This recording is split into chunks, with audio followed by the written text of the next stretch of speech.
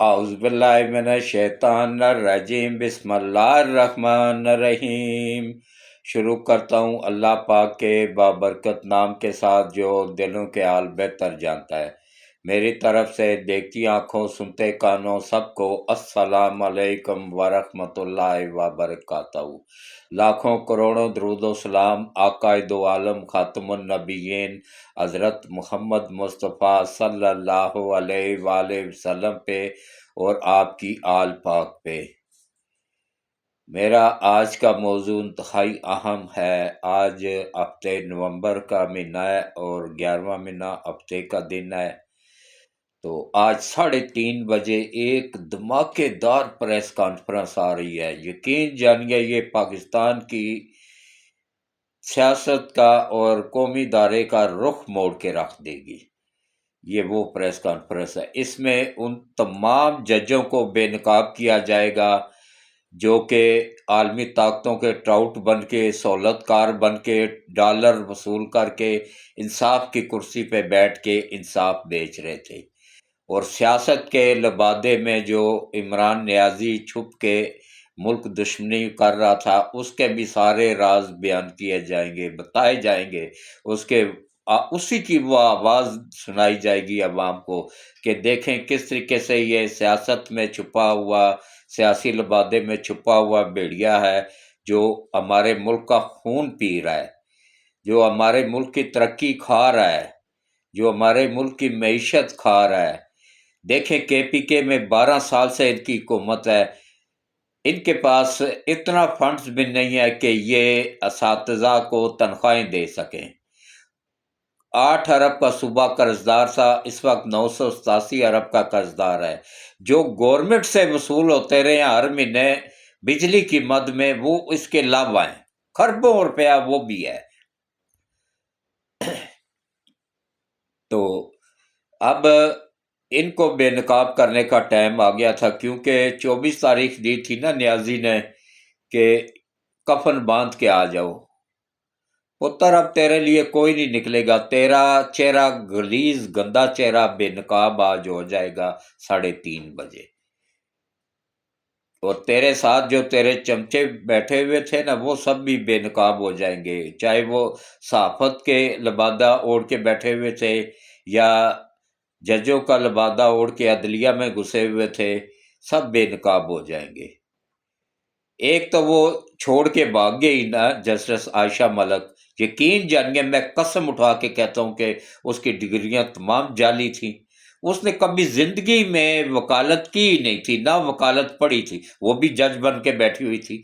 یہ تو ہمارا حال تھا، اسی لیے تو ہم آخری نمبر پہ تھے، یہی وجہ تھی صرف۔ تو باقی جو ہے نا دیکھیں کس طریقے سے ہمارے ملک کو لوٹا گیا، ہمارے ملک کی معیشت کو تباہ کیا گیا۔ پھر اللہ پاک نے غریب عوام کی سنی، اور حافظ سید آصم منیر صاحب کی صورت میں ہمیں وہ اللہ تعالیٰ نے لیڈر فراہم کر دیا، کمانڈر ان چیف فراہم کر دیا ہے، جو کہ علی کا شعر ہے، فاطمہ کی اولاد ہے اور شاہ شمس تبریز کی نسل ہے۔ ہم خوش قسمت ہیں کہ ہماری قیادت، ہماری سربراہی، ہمارے کمانڈ جو ہے نا نبی پاک کی نسل کر رہی ہے۔ نبی پاک نے فرمایا تھا کہ میری نسل فاطمہ سے چلے گی، جو فاطمہ کی اولاد ہوگی وہ میری اولاد ہوگی، اور جس نے فاطمہ کی، یہ یوں تھوڑا خاص طور پہ سن لیں، جو آرمی چیف کو گالیاں نکالتے ہیں نا وہ سن لیں کہ نبی پاک کا فرمان ہے، میرا نہیں، یہ مسلم کی بھی حدیث موجود ہے، بخاری کی بھی، ترمذی کی بھی۔ نبی پاک نے فرمایا ہے، نبی پاک صلی اللہ علیہ وآلہ وسلم کا فرمان ہے کہ میری نسل فاطمہ سے چلے گی اور فاطمہ کی اولاد میری اولاد ہوگی، اور جس نے فاطمہ کی اولاد کو گالی دی اس نے مجھے گالی دی، اور جس نے مجھے گالی دی وہ اس کا اسلام سے کوئی تعلق نہیں رہا، وہ اسی وقت کافر ہو گیا۔ تو اب وہ سوچ لیں کہ وہ مسلمان ہیں یا کافر ہیں یا یوتھڑ، ان میں سے 99% کافر ہو چکے ہوئے ہیں۔ اللہ معاف کرے، اللہ ان کو ہدایت دے پھر سے کلمہ پڑھ کے مسلمان ہونے کی۔ تو باقی وہ ایک جو فرقہ قادیانیت ہے وہ تو ویسے بھی کافر ہی ہے، پاکستان کے آئین میں درج ہے، وہ تو مسلمان ہے ہی نہیں ہے، اسی فرقے سے ہی تعلق ہے یہ عمرانیہ کو بھی، عمران نیازی کو بھی کا بھی۔ اس کا سکا نانا 13واں خلیفہ تھا مرزا غلام محمد قادیانی کا۔ تو باقی دیکھیں سیاسی پارٹیاں آتی جاتی رہتی ہیں، اس وقت جتنی ہماری آرمی کو اور ہمارے ملک کو، ہماری ایجنسیوں کو ہماری ضرورت ہے، اس سے پہلے کبھی نہیں تھی۔ اپنے ملک کا ساتھ دیں، افواج پاکستان کے ساتھ کھڑے ہو جائیں اور اپنے قومی دھارے میں شامل ہو جائیں۔ جتنے بھی پی ٹی آئی میں لوگ ہیں سارے برے نہیں ہیں، بہت اچھے اچھے لوگ بھی ہیں جن کا ذہن تبدیل کیا گیا تھا۔ ان کو میری ریکویسٹ ہے کہ ملک کا سوچیں، پاکستان کا سوچیں، پاکستان یہ سیاسی جماعتیں آنی جانی ہیں، ملک کا سوچیں، پاکستان کا سوچیں۔ یہ پاکستان کو تباہ کرنے کے لیے لایا گیا ہے، یہ میں نہیں کہہ رہا ہوں، یہ حکیم سعید نے 40 سال پہلے ایک کتاب لکھی تھی، اس وقت یہ آکسفورڈ یونیورسٹی میں پڑھتا تھا۔ ابھی یوتھیا کوئی لے کے پڑھنا چاہے تو پڑھ لے، گوگل پہ بھی موجود ہے، بازار سے بھی مل جاتی ہے، جاپان کی کہانی، اس کا صفحہ نمبر 13، 14، 15 پورے کا پورا عمران نیازی کے بارے میں ہے کہ ایک اچھا اس وقت یہ پڑھ رہا تھا آکسفورڈ یونیورسٹی میں، ابھی دور دور تک اس کا سیاست میں یا کرکٹ میں کوئی نام و نشان نہیں تھا۔ اس وقت حکیم سعید نے وہ کتاب لکھی تھی جس میں اس نے اس کے گلیس چہرے کو بے نقاب کیا تھا، اور اس کے بعد جیسے وہ کتاب مارکیٹ میں آئی، حکیم سعید کو کراچی میں شہید کر دیا گیا۔ تو اس میں اس نے واضح طور پہ لکھا کہ ایک پاکستانی لڑکے عمران احمد نیازی کو منتخب کر لیا گیا ہے یہودی لابی نے، اور 5 کروڑ پہلی قسط اس کو دی گئی یہ ملک تباہ کرنے کی۔ یہ ویسے ہی کیوں، اچھا انڈیا نے بھی اس کو اسپانسر کیا تھا، یہ امریکہ نے بھی کیا تھا، فنڈز جاری کیے تھے، وہ تو 1 روپیہ کسی کو فالتو نہیں دیتے ہیں، آخر کوئی نہ کوئی تو مقصد تھا ان کا، تبھی تو انہوں نے دیے تھے۔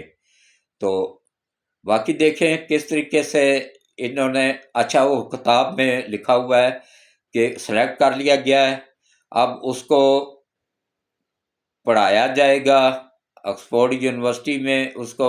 اچھا اس نے وہاں پہ جو فلیٹ خریدا تھا نا، اب اس کی بہنیں بھی کھرب پتی ہیں، 50، 60 ارب روپیہ ایک بہن کے اکاؤنٹ میں موجود ہے، اور ان کی حالت کیا تھی، ان کی ماں پیسے نہ ہونے کی وجہ سے کینسر میں مبتلا ہو کے علاج نہ ہونے کی وجہ سے دنیا سے چلی گئی تھی، اتنے غریب تھے یہ، ان کے پاس علاج کے پیسے بھی نہیں تھے۔ یہ کل تک جو ہے نا، چند سال پیچھے چلے جائیں تو یہ عید پہ قربانی کی کھالیں اکٹھے کیا کرتا تھا، اب کیوں نہیں کرتا ہے؟ کیونکہ اب اس کو اتنی زیادہ فنڈز اور اتنا زیادہ اس نے ملک کو لوٹ لیا ہوا ہے نا کہ اس کو ضرورت ہی نہیں ہے اب۔ اور یہ بھی میں آپ لوگوں کو بتا دوں کہ شوکت خانم نام سے جتنے بھی اسپتال بنے ہیں نا، ان میں کینسر کا علاج نہیں ہوتا ہے۔ اس کا جو سالہ ہے اور اس کا گولڈ سمتھ جو سسر ہے نا، ان کی فارماسٹیکل کمپنیاں ہیں، کینسر کی دوائیاں بنانے والی کمپنیاں ہیں، جن کے لیے جن کا انسانوں پہ سرچ کرنے کے لیے انہیں انسان چاہیے تھے، وہ ان اسپتالوں میں میسر آ گئے ہیں۔ جس کسی نے اپنا مروانا ہو بندہ تو وہ اس اسپتال میں چلے جائیں۔ انڈیا کے ایک صحافی نے اس سے پوچھا تھا کہ بھائی آپ کے سسر نے تو یہ شوکت خانم اس لیے بنوائے ہیں کہ ان میں وہ اپنی میڈیسن چیک انسانوں پہ چیک کر رہے ہیں کہ کوئی مرے گا بھی تو پاکستانی مرے گا نا، اس کے بعد پھر وہ یورپ کو اور امریکہ کو کامیاب ہو جائے تو پھر سپلائی دیتے ہیں۔ تو اس نے آگے سے جواب دیا تھا کہ اس پہ آپ بات نہیں کرنی ہے، نہ ہی میں جواب دوں گا۔ کیوں نہیں جواب دیا تھا؟ کہنا تھا حقیقت، اس نے حقیقت اگر مطلب یہ انکار کر دیتا نہیں جی ایسی کوئی بات نہیں، پھر اس صحافی نے ثبوت دینے تھے اس کو، اس نے نہیں انکار کیا، اس نے بس کہا کہ میں اس پہ کوئی بات نہیں کرنا چاہتا ہوں اس موضوع پہ۔ تو اب دیکھ لیں کس طریقے سے یہاں پہ لوگوں کو جانوں کے ساتھ کھلواڑ کیا جا رہا ہے، اور ایک مطلب مفت کے انسان چاہیے تھے، انہیں تجربہ گاہ بنی ہوئی ہے اس وقت وہ یہودیوں کی۔ اور گولڈ سمتھ ایسے ہی نہیں ہے، وہ کھرب پتی آدمی ہے، اس نے ایسے ہی اٹھا کے اپنی بیٹی نہیں اس کو دے دی تھی۔ یہ اس میں حکیم سعید نے اپنی کتاب میں لکھا ہوا ہے کہ یہودیوں نے اس کو کرکٹ میں لانا ہے، اس کو کرکٹ میں لانے کے بعد مشہور کروانا ہے، کرکٹ ٹیم کا کپتان بنانا ہے، اس کے بعد پھر اسی کے تھرو ورلڈ کپ جتوانا ہے، پھر اس کی کھرب پتی یودن کے ساتھ شادی کروانی ہے، پھر اس کو بڑی سی سیاسی جماعت بنا کے دیں گے، بڑا سا گھر لے کے دیں گے، اور اس کے بعد اسی سے ہی ملک اس کو سیاسی جماعت بنا کے دیں گے۔ اس کو مشہور کرنے کے لیے تمام میڈیا کو خرید لیا جائے گا کروڑوں ڈالر میں، اور ہر چینل پہ صرف عمران عمران ہی ہوگا، اور یا پی ٹی آئی ہی ہوگا۔ دیکھ لیں یہی کچھ ہوا ہے۔ اور اس کے بعد دیکھیں ہمارا ملک دیوالیہ ہونے کے قریب ہو گیا تھا۔ میں دونوں ہاتھوں سے سلوٹ پیش کرتا ہوں باجوہ صاحب کو کہ باجوہ صاحب ملک کے وفادار تھے۔ جنرل فیض نہیں، غدار تھا، ایک نمبر کا جنرل فیض غدار تھا، لیکن جنرل باجوہ صاحب آرمی چیف غدار نہیں تھا، وہ ملک کا وفادار تھا۔ اسی لیے اس نے پہلے فیض حمید کو ہٹایا اور کھڈے لائن لگایا، اور اس کے بعد پھر عمران کو ہٹا کے تو ملک بچا لیا۔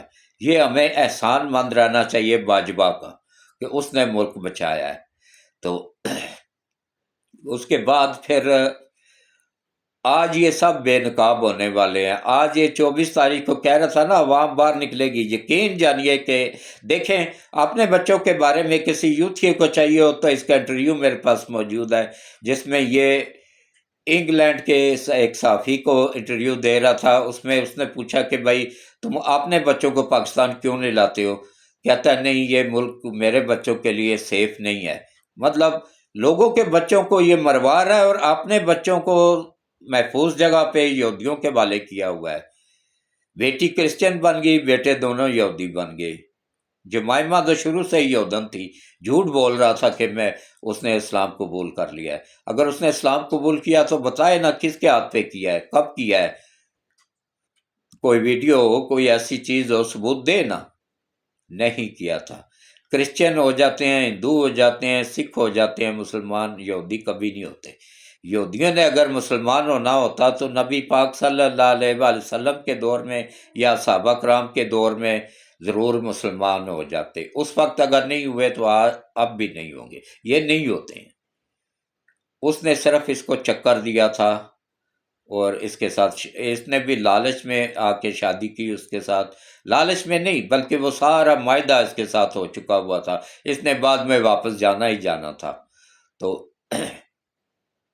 باقی جو ہے نا کتاب میں موجود ہے، لکھا ہوا ہے حکیم سعید کی کتاب میں، جاپان کی کہانی، بازار سے لے کے پڑھ لیں، گوگل سے سرچ کر لیں، کہ اس میں لکھا ہوا ہے کہ اس کے بچے بھی یہودی پالیں گے، اور اس کے بچوں کے تھرو اس کو بلیک میل کر کے تو ملک تباہ کروائیں گے۔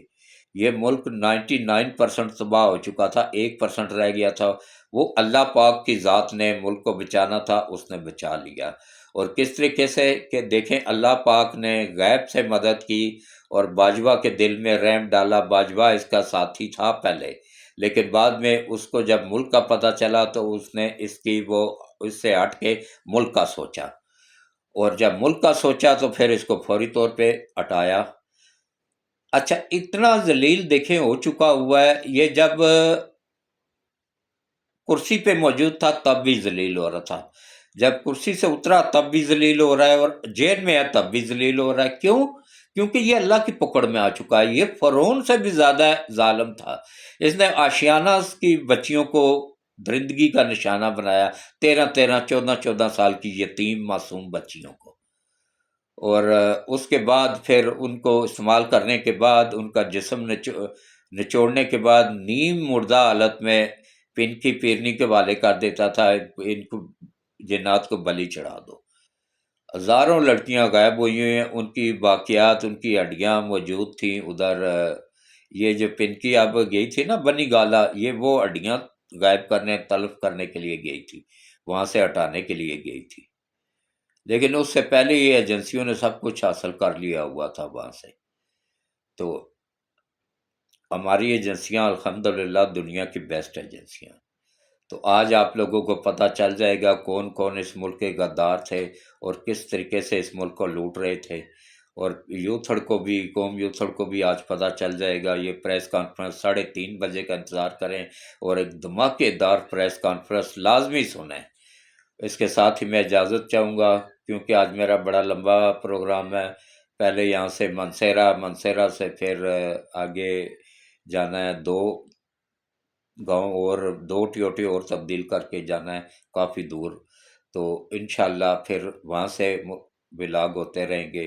اجازت دے چاہوں گا اس کے ساتھ ہی. اللہ حافظ.